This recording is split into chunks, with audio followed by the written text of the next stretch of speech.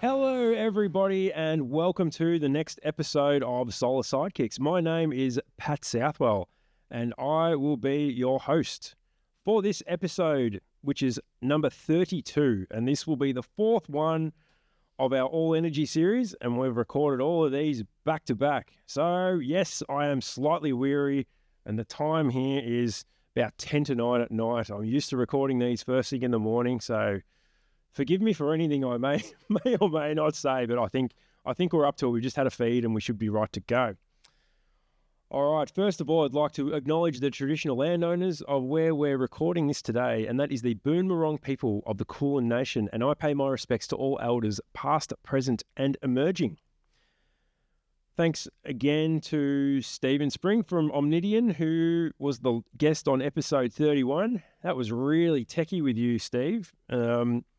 Yeah, like I'm just reflecting on what we spoke about, I did feel like we were just sort of sitting around a campfire, just solving the world's problems. And yeah, we probably could have had a couple of stubbies in there with us and it wouldn't have gone astray. So yeah, really insightful, all the stuff that you offered to the podcast, and really grateful for you making the journey from Perth. So thank you so much to Stephen.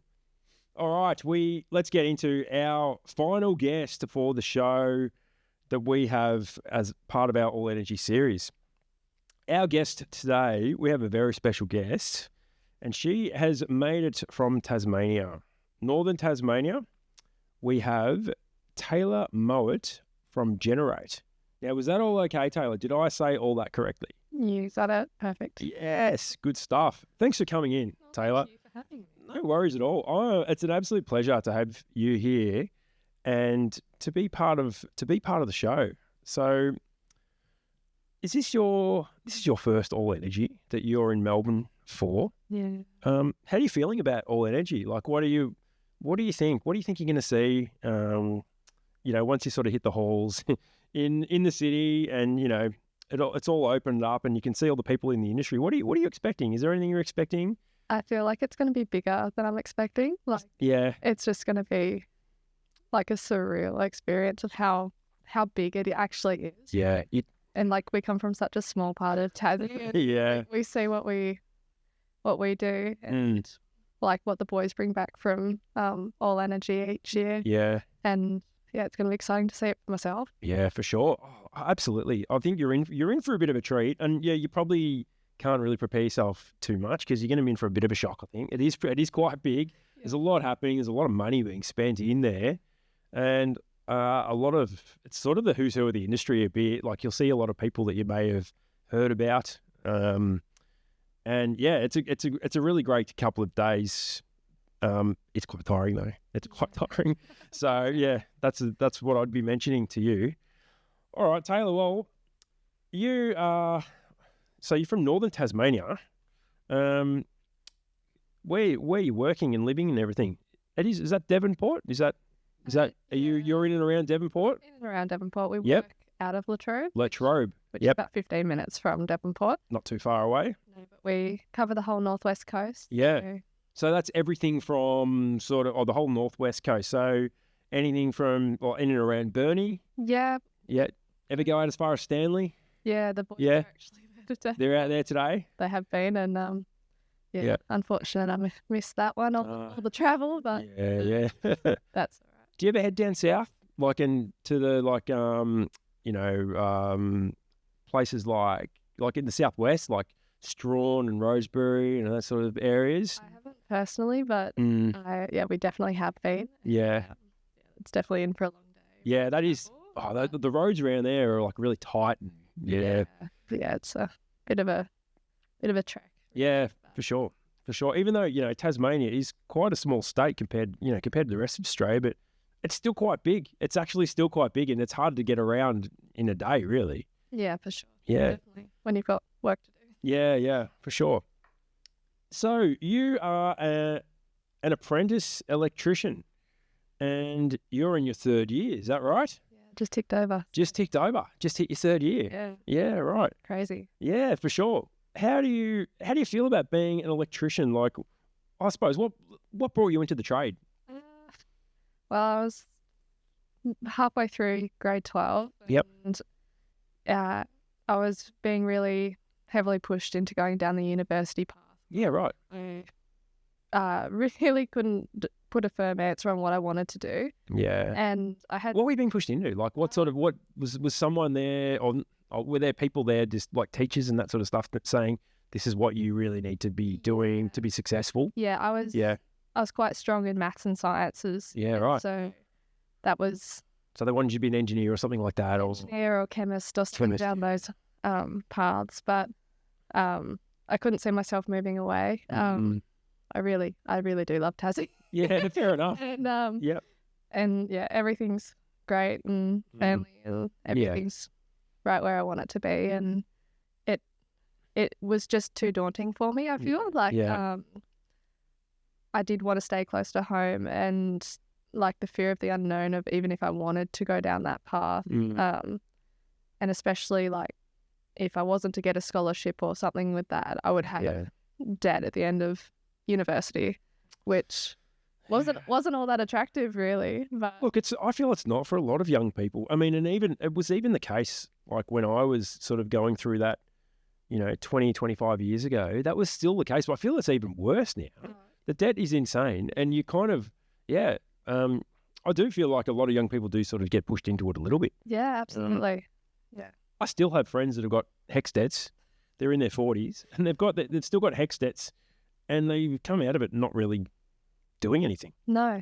And yeah. It's sad, isn't it? It is, honestly. And I always have been proactive in working and really wanted to make sure that I was doing something that was productive and working for a cause. Yeah, fair enough. And so when I was about halfway through year 12, and I was like, right, I'm going to have to start looking for something that I can do. Yeah. Tick all my box of being impactful, feel like I'm achieving something, preferably something outdoors, because I'm not one that's wanting to be stuck inside. Yeah. Just not that kind of person. Yeah. And I'm like, oh, well, I'll send some emails out, send my resume, and I just wanted some work experience, just a week with a company. And did you have a job before that? Did you work through high school? I did. I was a bartender. All right. Through high school? Yeah, you can work. Can you? Yeah, between that and like waitressing. So yeah, right. So hang on, you can be under 18 and you can work behind a bar. Yeah, you just have to have a supervisor. Right. Yeah. As long as wow, I've learned something already. RSA. That seems unbelievable to me. It is. That is amazing. Yeah. You have to be 16, and then okay, 16 to 18, you just have to be supervised. There you go. Oh, wow. There you go. All people in Victoria who are listening, people in Tasmania can work behind a bar when they're 16. Oh wow. Okay, cool. Well, that's good. It was at a country club. So Yeah, for sure. That club environment. Yeah. Okay. And did you enjoy doing that? Yeah, it's fun. That's good. Yeah. So yeah, connections. You do come across as like a very much a people person. Like I can already tell, even just the short amount of time we've met each other and known each other for. I can sort of see why you would enjoy that type of environment, and probably enjoy being an electrician too, because you're interacting with customers a lot. Yeah, and it's definitely something I feel like I've developed that skill. Yep. Like, obviously not coming from super shy, but just being able to grow that. Yeah. And especially like with knowledge base, being able to communicate that better has been a good progress I've seen in myself. Yeah, for sure. Oh, cool. That's really interesting. So what do you reckon it was that sort of got you the job? What do you reckon was the main thing? What, is just because you were enthusiastic or eager? Well, it's sort of, like I sent my resume to a few businesses, and Nathan, my boss, called me back in like 2 days. And I was like, I just want some work experience. He's like, yeah, no, that sounds good. We can totally fit you in. And then a few weeks passed, and I was coming up to it, and he's like, I've actually if you want to start a school-based apprenticeship, we'd be totally keen to have you.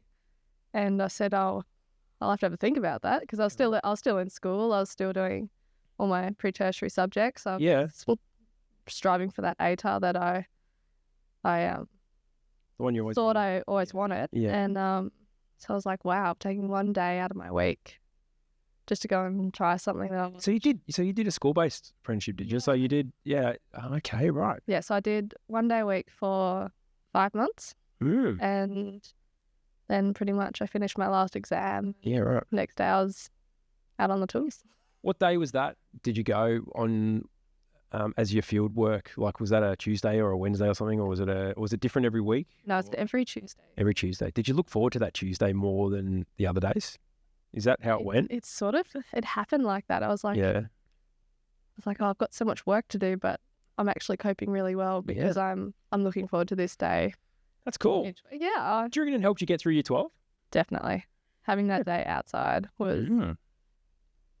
That's quite interesting, I think. Yeah. Like, so good for your mental health because year 12 can be quite draining. Oh, absolutely. On people's mental health. Yeah, absolutely. Yeah, right. You know, I hear a lot of people say, oh, you know, other things got me through, like exercise or, you know, I know some people have been through year 12, you know, I had to do heaps of meditation or that type of stuff, you know. Do you reckon that was the main thing? Honestly, being outside. It's cool. Yeah. It was a great experience for me.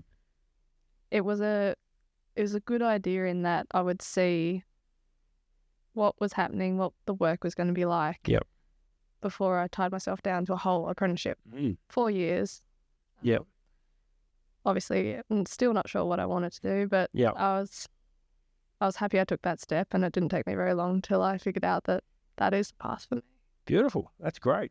And now, do you even care like about your ATAR? Like, is that? No, not at all. Because I mean, I suppose that's what a lot of people sort of say when they get out of once they finish year 12. Yeah. You know, you hear a lot of people say your ATAR doesn't define you and all this sort of stuff, and you know, yeah. So you probably don't even think twice about it now, do you? No. Like, it's so crazy. It's like something that you're working so hard to get. Yeah. And you're putting so much time and so much effort. And like, I'm 2 years and a bit out of school, and it's not even a daily. That's cool. Oh, that's good. That's good to hear. How do you think high school compares to trade school? Like, well, where are you doing trade school first up? Like, where are you doing it? TAFE, yeah. Is that, whereabouts are you? So that I go to Burnie. Yep, okay. Average 6 weeks a year. They just send me. Is that block release, is it? Yeah, so I don't block release. I did day release in mine. I was every Thursday. So maybe similar to what you had when I was going through my apprenticeship and I had some hard times. I'm like, Thursday, yes, I get a little rest on Thursday. Not for the whole time, but just at times. Yeah, no. Yeah, we go 2 weeks generally at a time. Oh, it's 2 weeks at a time? Yeah, at the moment, especially with staff changes and that at TAFE. Things get pushed and move around. But yeah. Okay. Make it work. Yeah. Okay. Well, so what do you reckon, how do you find it compares to high school? Totally different. Yeah. In every respect. No, I think it's a pretty good process, really, with the regard of your practical assessment to your theory assessment. Yeah. Like ticks you off for that side of things, but you still got to prove it in your workplace. Yeah. Obviously, practice makes perfect. Yeah. You want good tradesmen coming out of schools. So. Yeah, for sure. I see the importance. Yeah, most definitely. I still think it's quite important. Is it? Are you up to date with all your schooling at the moment? Yeah. Yeah, that's good. Yeah, I got to. You're doing better than me. I wasn't. So it's good in 2 week blocks because you go there, you know, you've got 2 weeks concentrating and like no work to think about on the outside. You've got 2 weeks and you've got to get it done in 2 weeks to get signed off on that unit. Yeah. And once you've done that, you know, you can start doing like the online pre-learning. Yeah. Okay. For your next block. So you're never walking into it unknowingly. Yeah, for sure. What's are you still at second year at school? Are you still doing your second year studies, or are you in your third year now? I don't have any more for the rest of the year. Oh, okay. So you're probably at the end of your second year or something. Yeah, at the end. I think I still need to do one more 2 week block of second year. But what's your favourite subject so far? Like, what's the one that really sort of caught you as being the one that's, you know, you've learned more about, or that's really engaged you? Yeah. Like, I think so. I don't know if it's the same everywhere, but no, it should be similar. Should be fairly similar. But, we do. Everyone warns you, AC theory is going to be the worst, like the hardest subject you do. Yep. And like I doubt that. Yep. But we break it up into like single phase. Yep. And like that is hardcore. Like this is all new content. But then you get into 3-phase, like in the next 2-week block, and you're like, I get this. Yeah. So I've just like worked so hard in like single phase, and it all like moves over pretty smoothly. Yeah. And you can apply those ideas. Is that still called, I don't know if it might be the same, still called Applied Elec? Like you did like Applied Elec 3 and then Applied Elec 5? No, it might be something. No, different now. Okay. It's all just code. Well, it could also, okay. It could also be different from state to state, I'm not sure. Yeah, every unit's got its own weird code. Yeah, it's only weird. Yeah, okay. Yeah, very good. So you like the AC theory? Was that, or there's one you did well in? Yeah. I mean, it's all sort of pass or fail. Yeah. Don't I give you a score? Don't you get a score? No, it's all pass or fail. You've got to get 100% pretty much. Oh, all right. Yeah. Okay. You've got to pass every criteria. Yep. And if you don't, you have to redo it. So. Right. Pretty rough. Yeah, that is a bit rough. That is a little bit rough. Yeah, okay. No, that's good. And you got good teachers? You like your teachers you've got? Yeah. Yep. Got a few new ones that are like, I think we're like, my class is actually like his first class. Yeah, right. Everyone. So he's sort of learning as we go. Is he pretty young, is he? Yeah. He's come from Queensland. Oh, okay. So, no? Bit of fun. Yeah. Makes class easier. Like, yeah. Because it is a long day. It's longer than school. Like, yeah, it is like a full work day, isn't it? It's a full work day. It's from 8 till 4. So yeah, that's right. It is. It's a long day. Yeah, absolutely. No, it is for sure. All right. Well, I think what we'll do, we'll go to our first break. I want to ask you, after our first break, I want to ask you some challenges you've had in the trade so far. Also want to speak to you about what's supportive, which supportive people you've sort of leaned on in the industry and how they've sort of helped you through so far with your journey. I think that'll be really interesting to hear about that sort of stuff. And we'll also, I want to know more about your day-to-day stuff that you're doing and what you're learning in solar too. Yeah. So, all right, we'll have a chat about that after the break, and we'll come back in just a few moments. Hey solar installers, struggling to keep up with CPD requirements? At Southwell Solar Training, we're here to make it simple. Our online courses are designed to give you the knowledge you need without the sales pitch. With an affordable subscription, you'll unlock access to our growing library of technical courses, covering everything from inspecting older systems to spotting installation defects. Learn at your own pace, earn CPD points, and stay ahead in the industry. Join us today and start learning smarter, not harder.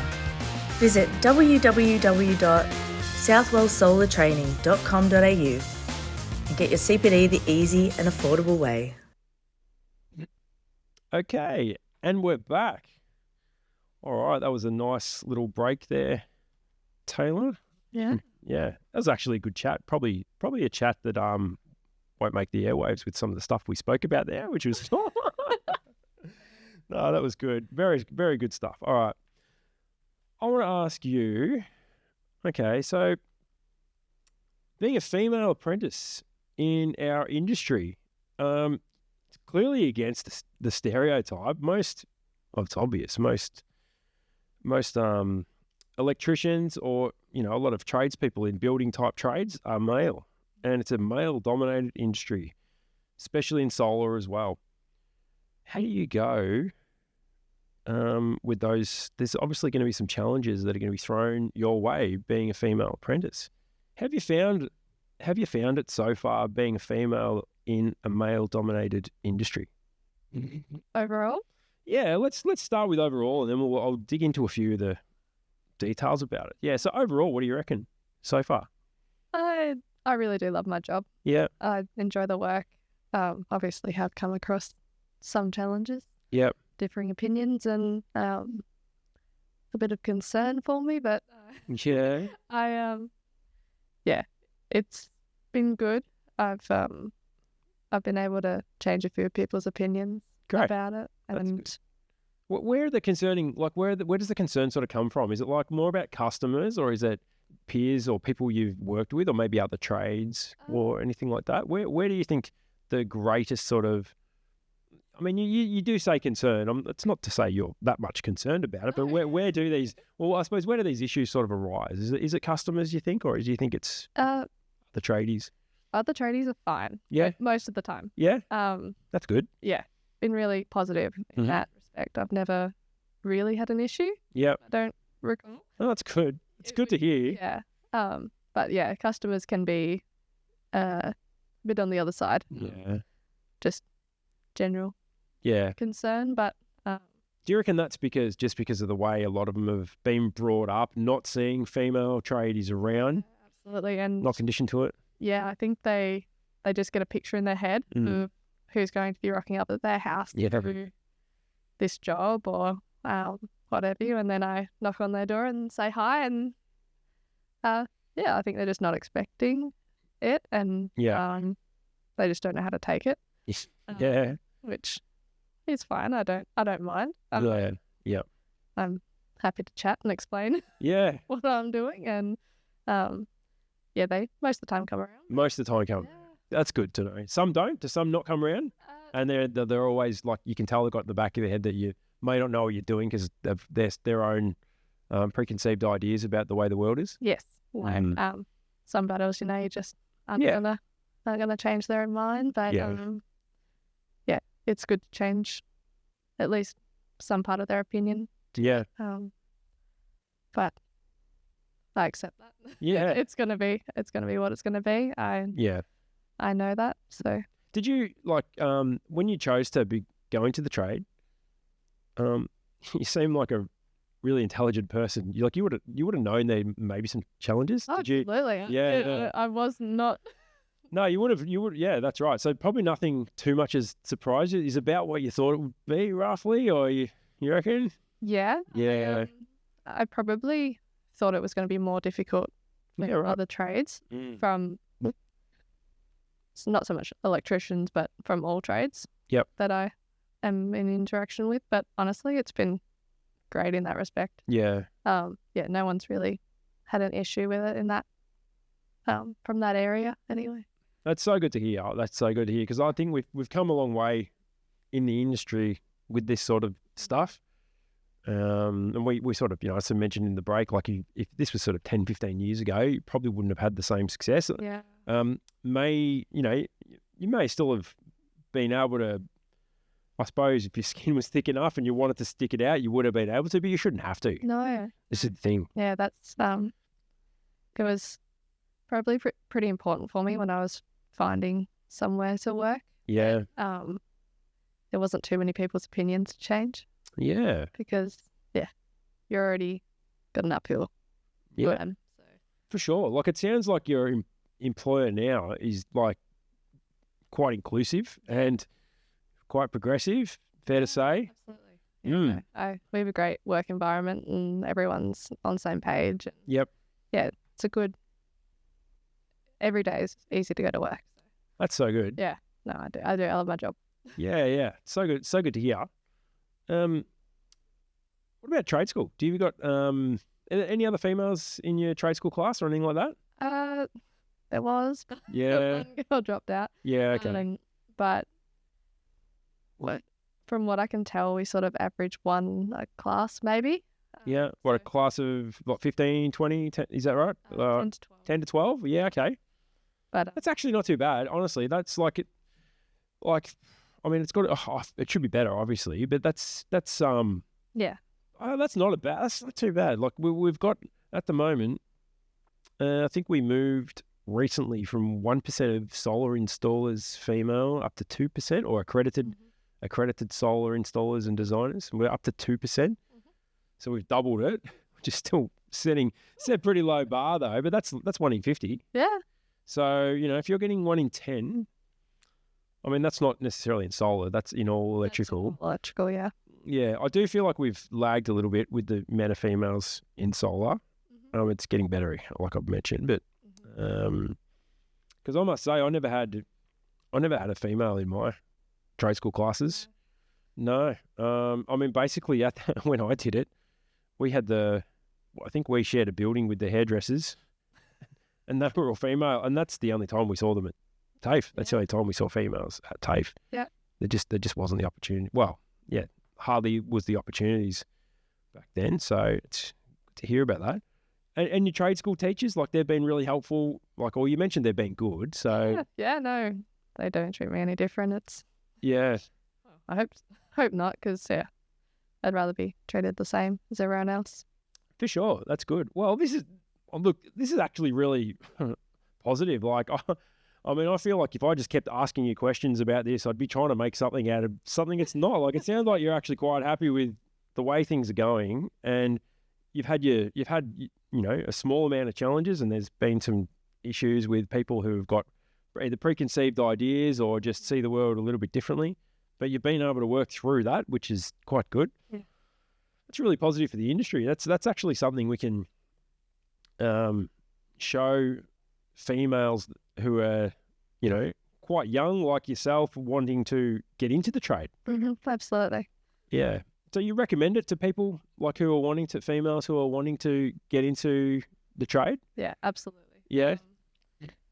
No matter how much someone is concerned that you won't be strong enough, you will build up the strength. Do you mean like physically strengthen the arms to be able to lift panels or whatever? Absolutely. Like that, not so much of a concern, but people were concerned that I wasn't going to be able to do the job. Yeah. Proved it wrong. Yeah, that's good. But look, I've heard people, like I had Lily in here today. I've heard her talking about, she's had some challenges. I think she's around about my age. I don't know. She is anyway. People's ages. Sorry, Lily, I think you are. Anyway, so she's spoken about how, she says about how she's quite small and, sometimes can't lift panels, or she can't carry a panel up a ladder, but she can get them up with a rope. Like, there's other ways to do it. Oh, absolutely. And you don't necessarily have to be the physically strongest person on site. And no, and that's where I think playing to everyone's strengths is super important, and something that, like, Genr8's always been super proactive about, like knowing what everyone is good at, and playing to that. Yeah, makes the job go way easier if someone's not having an uphill battle on just one aspect of the job. It won't make or break it. So it's been really good in that too. Do you feel like the way that Genr8 have sort of hired their staff is to try and get an all-rounded type of people? Everyone is different, and everyone has their own strengths, and we all have our own weaknesses, but we all complement each other really, really well, and we work well as a team, and it's great, really. That is really good to hear. It's really good to hear. I almost want to work there. It's pretty good. Yeah, for sure. No, it is really good. I mean, I'd heard good things even before. Before even talking to Nathan, I'd heard good stuff previously, quite well regarded from what I'd heard. So it's good to actually hear it. That is the case. That is really good. Now, let's shift the focus a little bit, sort of more to you. You've been nominated for a few awards. Yeah. It's time to be a bit self-indulgent. Hopefully it doesn't embarrass you too much. Do you want to mention these awards you've been nominated for? Yeah. Yeah. When was it? About a month ago. Yep.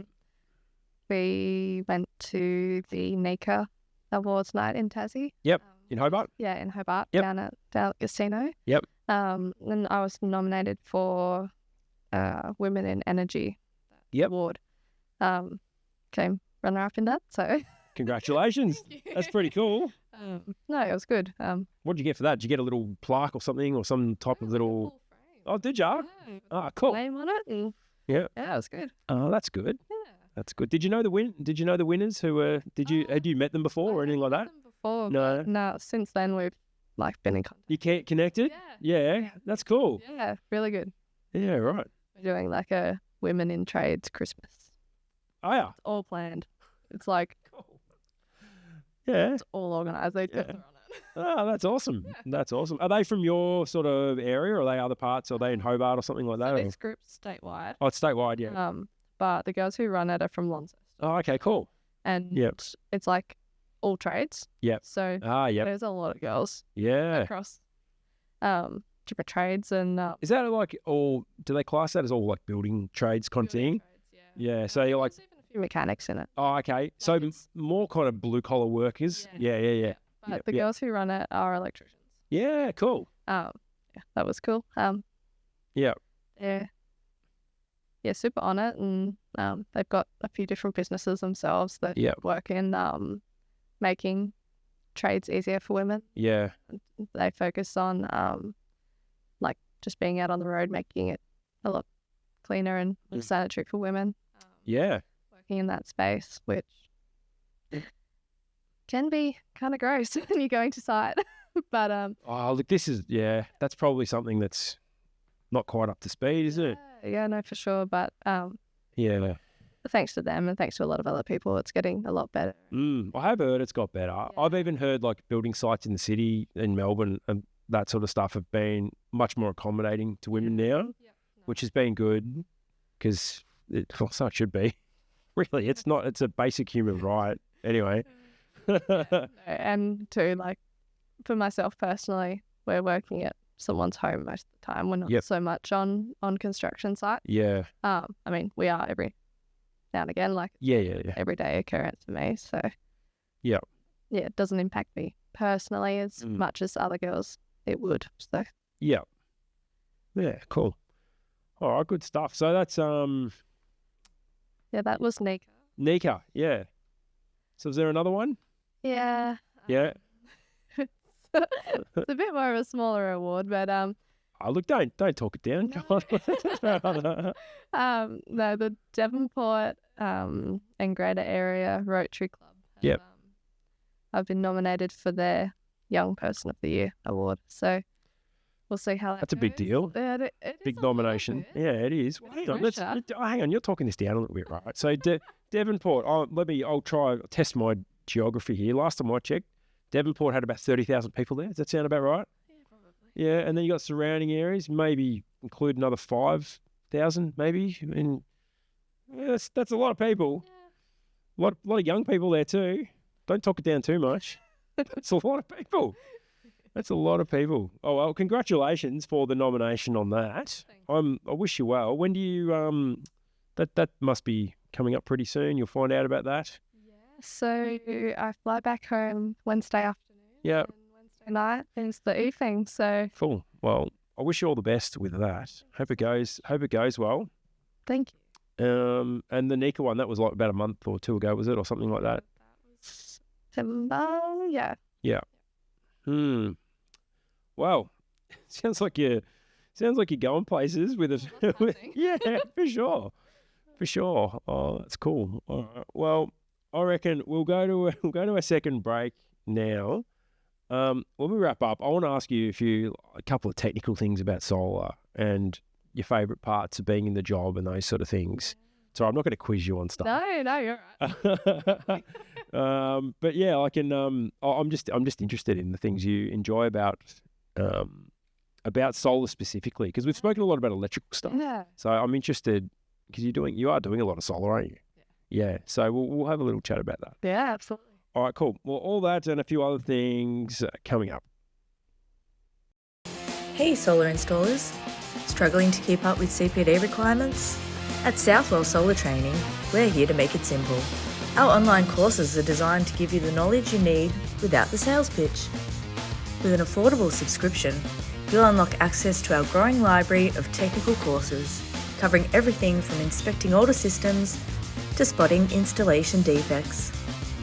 Learn at your own pace, earn CPD points, and stay ahead in the industry. Join us today and start learning smarter, not harder. Visit www.southwellsolartraining.com.au and get your CPD the easy and affordable way. Okay, and we're back for the last session. Got some other stuff to talk about before we wrap the show up. So, Tailah, I wanted to ask you a bit more about your experience and what you like as a solar installer. So, what parts of installing solar do you enjoy the most? Like, is it the is it working outdoors? Is it doing the cable runs? Is it being in the roof, under the? You don't go on the floor too much, probably. No. Is it like switchboard work or customer interaction? What do you reckon? What parts do you like the most? Like we do it all. We always rotate on who's doing what, so that no one ever gets tired of doing the same thing. Yeah. Which I think is super important too. Honestly, I like working with the switchboards and inverters. Roof stuff's always a good break too.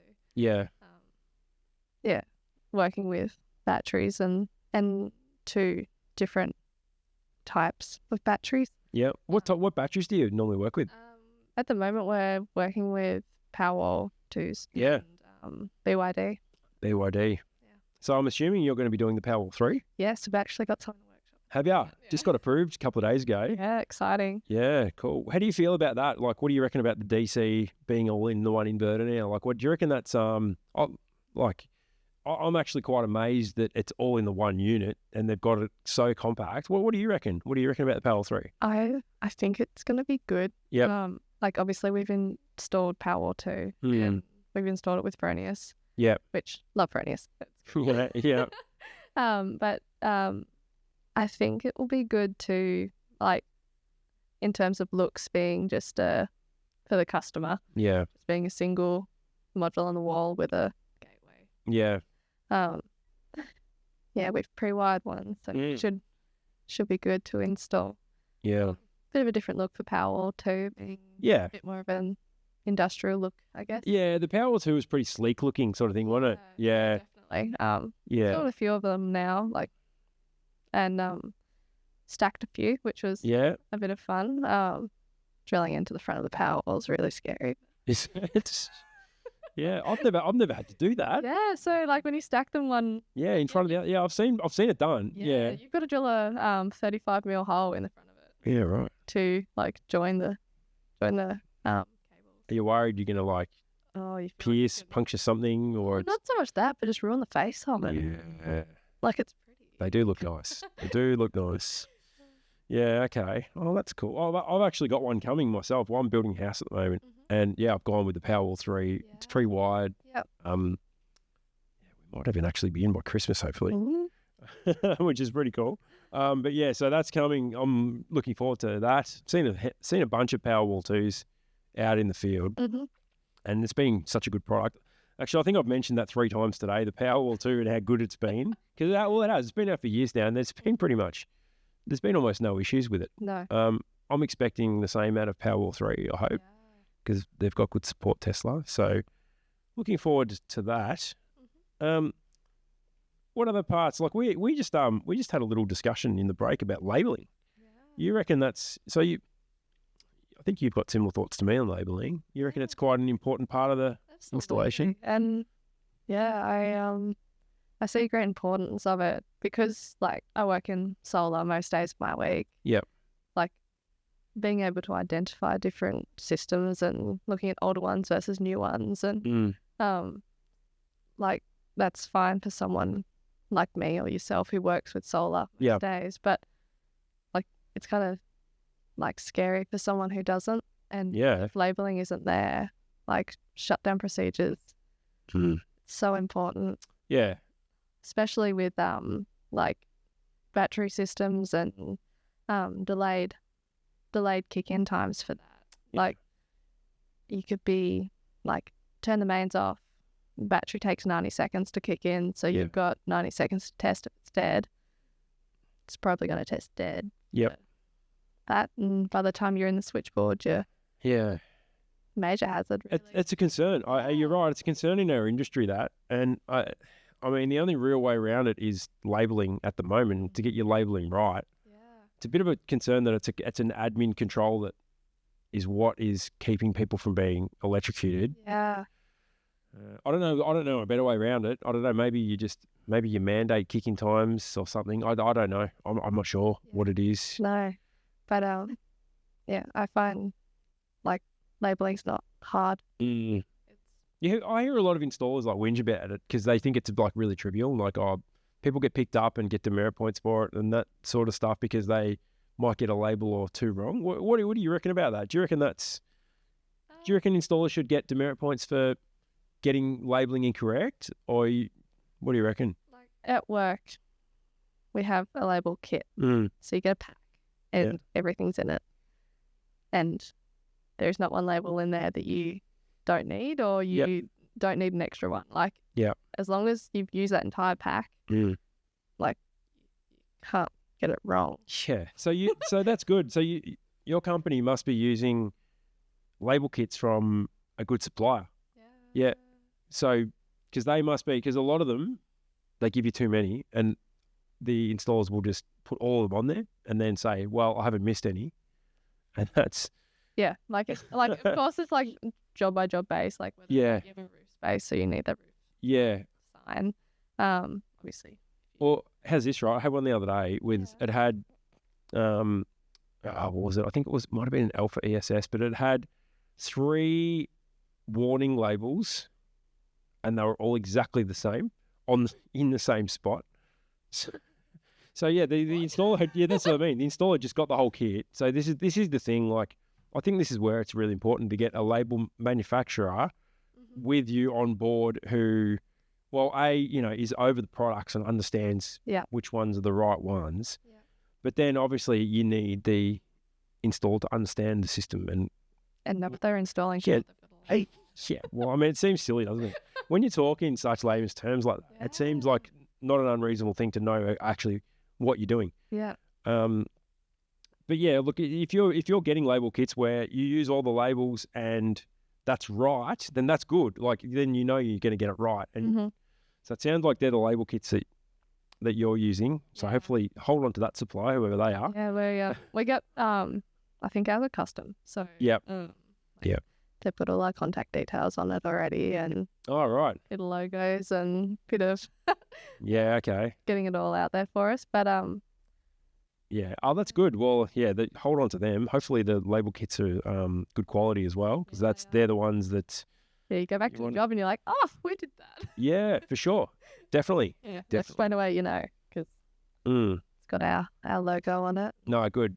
Well, we'll stick with them, because I still see a lot of labels where a lot of labeled systems where the installer wouldn't want to put their name to it. That's how bad it is. You see, and because they're faded. I see a lot of things with like faded labels, broken labels, especially on the roof, where they're not fit for purpose. See it heaps as an inspector. Those the disconnection point labels are supposed to be yellow. Sometimes by the time I get there, like as a Solar Vic order, which is like 3 months later, they'll be. I have seen ones that are pretty much like they're just an off-white. They've labelled that much, they've faded that much, and that's only in 3 months. Yeah. How's anyone expected to? I mean, really, they should be getting defected because it's the wrong colour. That's it. So, and they're meant to last a lifetime of the system. So, well, it sounds like you're on the right track with labelling. You got any other thoughts on the industry? I enjoyed that chat. And you got any other thoughts on the industry, like with compliance and that sort of stuff, or about doing things right? I don't know. Yeah. How do you feel about what about cabling in the roof and that sort of stuff? Like, do you so you're third year apprentice, yeah? Yeah. You understand the rules about like keeping it off the ceiling and that sort of stuff? Yeah. How do you go with that? Are you finding challenges doing that, or it's just a matter of once you're in 1.5 meters, you just keep it up? Yeah. We use Solar Flex, which is the best thing. Okay. So you use PV. You must use PV connections then. Okay, so that explains the good labelling kits. I didn't know you use PV connections. There you go. All right. No, it is great. Solar Flex is amazing. I mean, I've never used it. I just hear people talking about it. It is great. Yep. When I first started, we were still on solid conduit and like wiring it all. Yeah. And it just took a lot of time. And it was time better spent somewhere else. And the boys have said, it is more expensive to go with Solar Flex, but we see the value in it. We see your time as something that's worth more rather than spending it. Yeah, a bit of material or whatever. Yeah. So Solar Flex is great. Saddles. Yeah. And it's all nice and tidy. it's all labelled for us. Yeah. Yeah, it's super easy. Tell you what, James and Rick are going to be happy hearing that from TV Connections. I didn't even know you guys use them. Oh, okay. They're due to come in for a podcast soon, actually. Oh, cool. Yeah. Actually, you know what? I'll talk them down a notch here. Now that they've had their little plug, so they've one of the last podcasts I did was with Sophie Wright. So she came in today, and I was actually meant to have one with her about 3 weeks ago, and I ditched her. I told her today I ditched her because there was another opportunity to do another podcast and something else.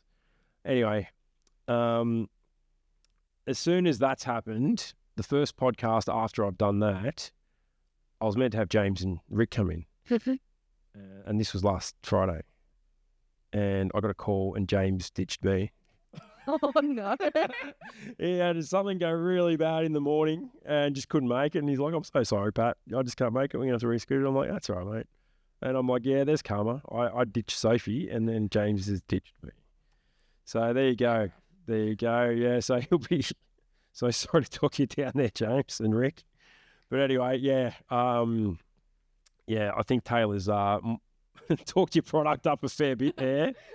And yeah, I've heard good stuff about that Solar Flex, that it works really good. Yeah. And makes your life easier. Yeah. Good stuff. Yeah, all right. that is installed. Yeah, that's good. Yeah, I used to hate running the conduits through the roof and then wiring it all. Yeah.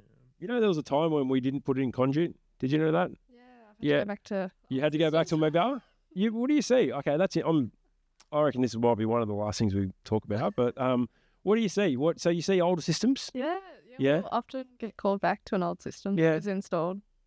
Yeah. You got any good stories about that? Like any stuff you've seen that you're like, oh, whoa, this either hasn't been maintained or is this the way they used to do it? Yeah. Like I rocked up to site and it was wired in 2.5. Yeah. What, the DC or the DC? Yeah. Okay. In TPS. Yeah. And it was like, so they were wanting us to. Oh, there was water in a isolator. Yep, on the roof, yeah. And like they wanted us, like nothing was working. Mm-hmm. And so we come and had a look and they were like, oh, can you just get the water out so that it works? We're like, no, we can't. No. And yeah, it was wild. Was it a DC isolator or was it like a DC breaker? Because years ago we had DC breakers. Yeah, fuse. Oh, fuse. Yeah. Okay, so that's even before the breakers. Yeah, right. Yeah, okay. Yeah, I've had a few where I've had to go. Yeah. Look at a full.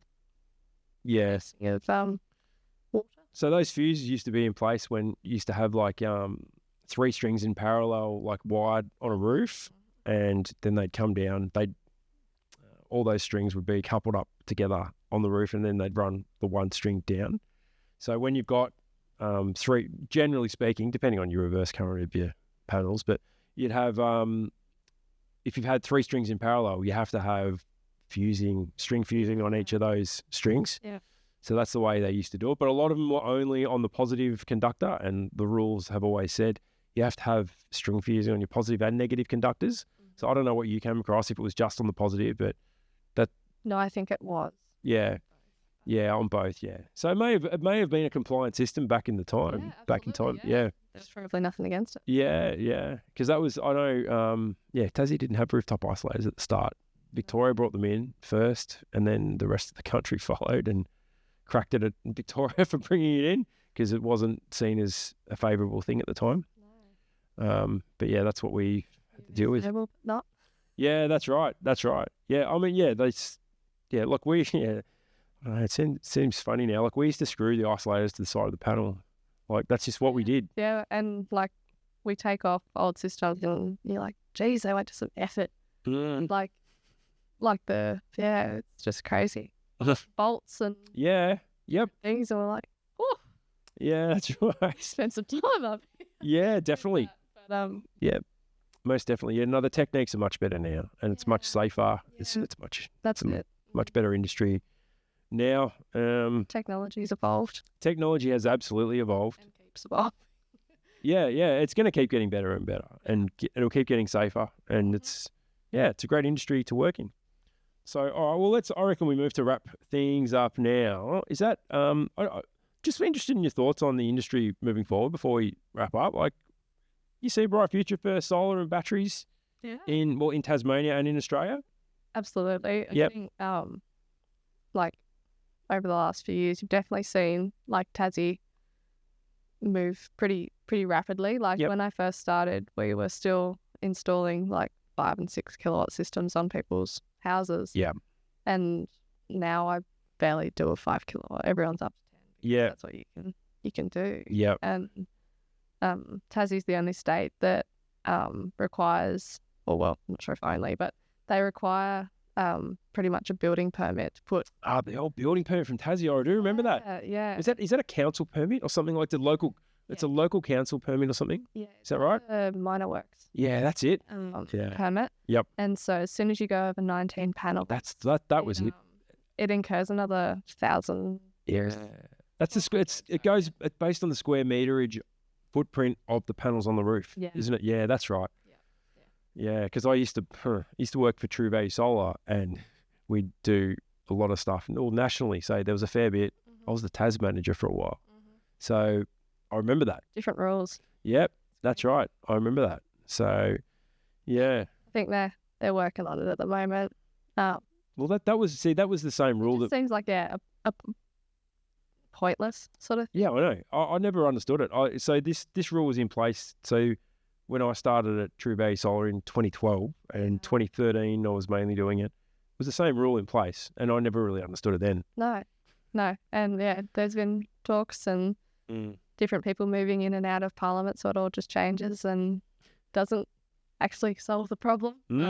I think there's been some good steps recently, so we can really wait and see on that. Yeah, hopefully. Yeah, no, it'll be better too for Tassie. It means more people can get into solar and at a bigger scale. For sure. Another thing you mentioned about Tassie, like, I feel like because it's not quite as densely populated as a lot of other places, a lot of the roofs are bigger. So you can, like, I'm speaking very generally here, you can fit bigger systems on because the roofs are bigger, and you probably don't have quite as many 2-story houses. Like, I know you do have them. Yeah. There's probably not quite as many because there's more land. Yeah. Is that like it depends on where you are. If you're in a hilly sort of area, most houses are 2-story. Yeah. But as soon as we're sort of where we are, most single-story houses. Yeah, okay. Nice big roofs means we can touch. And where you are, do they have, because Hobart's notorious for like steep roofs. And have you got steep roofs around where you are? We've got steep roofs, but not like the steep roofs are pretty steep. But there's not many of them. Oh, okay, well, that's good. Yeah, it is good. Yeah. There's some roofs that are definitely more challenging than others. Yeah. But we work around that. Yeah. Do it safely, obviously. Absolutely. Yeah, good. Good stuff. All right. Cool. Well, it's been an absolute pleasure having you in, Tailah. Hope you've enjoyed coming in. Yeah. And no, that's okay. No worries. Do you have any final comments before we wind things up? No. Thank you for giving me a platform. No worries. No, it's my pleasure. I was really keen to get you on. As soon as I heard you might be keen to come on, I wanted to jump at the chance when you're in Melbourne, because it's been a really great chat, and it's gone the way I thought it would. And you've definitely got a bright future in the industry. Anyone can sort of see that. I think you're also you're paving the way for other younger females in the industry too. And whether you can see it or not, you're already a leader in the industry, because, well, you might sort of laugh at that, but you probably look back in a few years and go, well, look, all these sort of stuff's happening, and, you're already, being nominated for awards, and it's got a really good attitude. Definitely a credit to you, and just stick at what you're doing. Definitely stick at what you're doing, and you'll go a long way in this industry for sure. Thank you. No, that's okay. No worries. Oh, well, I'm sure I'll see you over, in and out of All Energy over the next few days. And busy time. Yeah, it is for sure. And the Wise event and Cutters Drinks and all that sort of stuff. So you going to both of those? Yeah, it's going to be fun. Yeah. It's it'll be a big day tomorrow. Tomorrow's my favourite day of the year. It's really cool. It's a really cool day, but by the end of it, I'm spent. Yeah. Yeah. All right, cool. Well, that brings us to the end of our little All Energy series we've done. So I've done 4 episodes today. It's quite late, actually. It's just after 10 p.m. But it's been worth every minute of it coming in and doing these. And all the people I've spoken to today all had really engaging episodes, all for different reasons. And we are so privileged to work in an industry that we do with such amazing people. Like especially the young ones coming up. Although the young ones coming up are just amazing. Like some of the young people I've spoken to in the industry are really leading the way, and I think we've got a bright future. And anyone who talks about kids being no good these days or whatever, well, they need to take a red hot look at themselves, because the kids coming through into this industry, I couldn't be prouder of them. So, yeah, that's all I have to say on that. I'll stop ranting now because I'm a bit tired, but that's how I feel. All right, thanks again, Tailah. Thanks for coming down, and yes, that's the end of this episode. Everyone else will hear you, or you'll hear me, sorry, on the next episode of Solar Sidekicks. Thanks very much, everyone.